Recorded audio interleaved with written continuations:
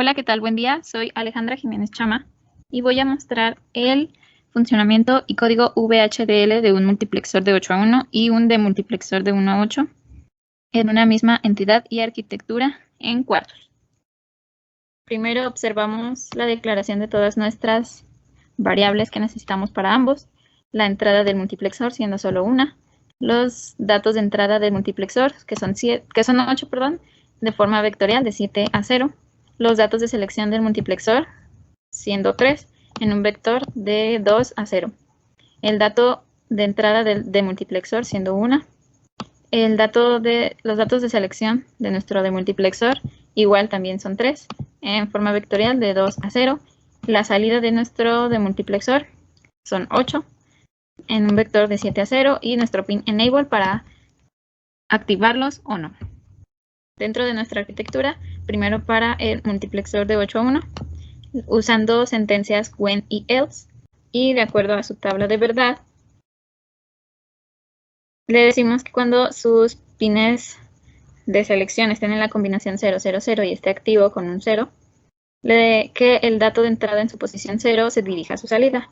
Si no, si está en la combinación 0, 0, 1 y esté activo, el dato de entrada en la posición 1 se dirigirá a su salida y así sucesivamente hasta llegar a la combinación 1, 1, 1 y esté activo. El dato de entrada en la posición 7 se dirige a su salida. Ahora, para la parte del demultiplexor, con su tabla de verdad, le decimos que cuando la combinación esté en 0, 0, 0 y esté activo con un 0 también, el dato del demultiplexor se dirija a su salida 0 y si no, que lo apague. Si la combinación está en 0, 0, 1 y esté activo, el dato de entrada se dirija a su salida 1, así sucesivamente hasta llegar a la combinación 1, 1, 1 para que se dirija a su salida 7. Una vez teniendo claro su código, pasamos a su simulación. Para ello, le damos un valor de 0 a su pin enable para que se activen.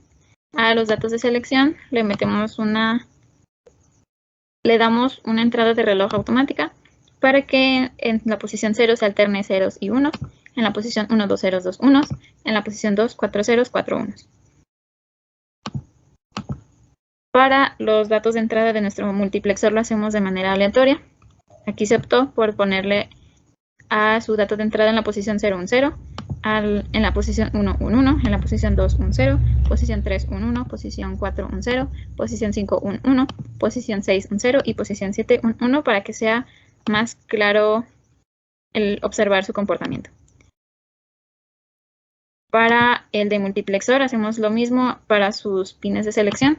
Le ponemos una entrada de reloj automática para que se alterne ceros y unos. En la posición 1, 2 ceros, 2 unos, y en la posición 2, 4 ceros y 4 unos para que se comporte como su tabla de verdad. El dato de entrada le asignamos un 1 y aquí podremos observar sus salidas. Lo simulamos. Hacemos un pequeño acercamiento, desplegamos todos los pines para observar de mejor manera. Primero para el multiplexor, tomando como referencia su tabla de verdad, cuando la combinación está en 0, 0, 0, el valor que está en su entrada en la posición 0 se dirige a su salida. Cuando la combinación es 0, 0, 1, el valor que tiene en su entrada en la posición 1 se dirige a su salida. Y vemos que corresponde con su tabla de verdad. Por ejemplo, aquí, cuando la combinación es 1, 0, 1, el que está en su posición, la entrada que está en su posición 5, que es un 1, se dirige a su salida. Ahora, para ver el comportamiento del demultiplexor, cuando la combinación es 0, 0, 0, su dato de entrada, que es un 1, se dirige a su salida en la posición 0. Cuando la combinación es 0, 0, 1, el valor que recibe de entrada, que es un 1, se va a su salida en la posición 1, hasta llegar a la combinación 1, 1, 1. Su valor 1 que está de entrada se va a su salida en la posición 7, como se observa en su tabla de verdad. Podemos decir que todo está correcto. Y eso sería todo por mi parte. Muchas gracias.